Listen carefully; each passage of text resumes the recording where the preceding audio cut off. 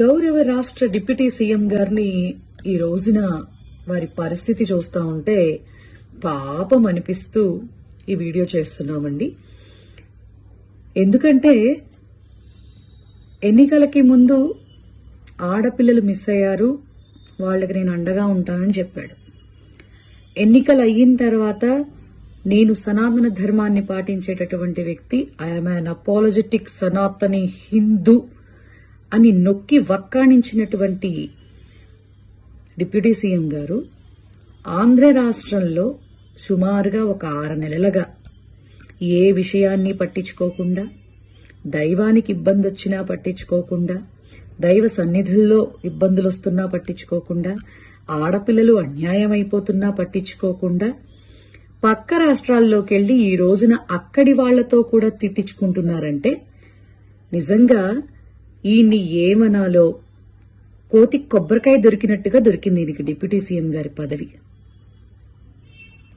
అసలు సార్ కొంచెమన్నా మీకు మీరు ఆలోచించుకోగలుగుతున్నారా?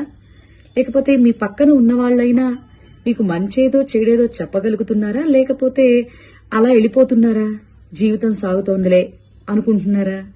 మీరు ఆంధ్ర రాష్ట్ర ప్రజలచే ఎన్నుకోబడినటువంటి గౌరవ ఎమ్మెల్యే అండి. అలాగే కూటమి ప్రభుత్వం ద్వారా పాపం ఏదో ఒక పదవి ఇవ్వబడి డిప్యూటీ సీఎంగా ముందుకెళ్తున్నటువంటి వ్యక్తి.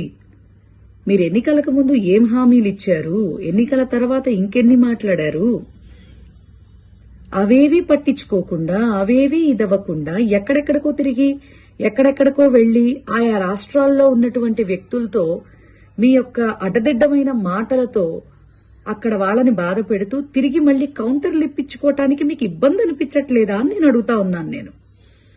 మీకు ఇబ్బందిగా లేదేమో గాని ఆంధ్ర రాష్ట్ర పరువు ప్రతిష్టలు దిగజారిపోతున్నందుకు ఆంధ్ర రాష్ట్ర మహిళగా నేను చాలా బాధపడుతున్నాను.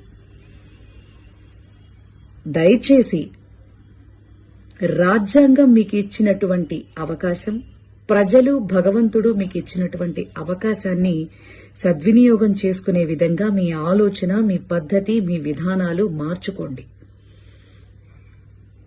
ఎచ్చుకుపోతే ఏదో అయిందన్నట్టుగా మీకు మించిన పనులు మీరు చేయబాకండి సార్. చంద్రబాబు నాయుడు గారు ఏది చెప్తే ఆ టైంకి వచ్చి అలా యాక్ట్ చేసి అలా పక్కకి వెళ్లిపోవటానికి ఆంధ్ర రాష్ట్రం ఏమి ఒక సినిమా కాదు. ఆంధ్ర రాష్ట్ర ప్రజలేమి పిచ్చోళ్లు కాదు, అది గుర్తుపెట్టుకోండి. రాజ్యాంగబద్దమైనటువంటి హక్కులు కలిగినటువంటి వ్యక్తులు ఈ ఆంధ్ర రాష్ట్ర ప్రజలు. అఫ్కోర్స్ ఏ రాష్ట్రంలోనైనా. కానీ మిమ్మల్ని ఎన్నుకోబట్టి మీ ఎన్నిక మీద ప్రతి ఒక్కళ్ళకి కూడా హక్కు ఉంటుంది, మిమ్మల్ని నిలదీసే హక్కు ఉంటుంది, మిమ్మల్ని ప్రశ్నించే హక్కు ఉంటుంది అన్న మాట మీరు గుర్తుపెట్టుకోవాలి. అయినా దౌర్భాగ్యం కాకపోతే సార్, అసలు తిరుపతిలో వారాహి అమ్మవారిని కాలవలో పడేస్తే ఏమీ మాట్లాడలేదు మీరు. మళ్ళీ మీ వాహనానికి మాత్రం వారాహి అమ్మవారి పేరు పెట్టుకుని మాత్రం ఊరంతా తిరిగారు. దీన్నే అవసరం తీరిన తర్వాత ఏదో అన్నట్టు దైవాన్ని కూడా పక్కన పెట్టేసేటటువంటి పరిస్థితి మీకు సంభవించటం నిజంగా బాధాకరం. ఇప్పటి నుంచైనా మీ ప్రవర్తన మార్చుకోకపోతే ఈ ప్రశ్నించే గొంతుగా నాకు తెలిసి భవిష్యత్ రాజకీయాల్లో మూగబోతుందేమోనని నా డౌట్.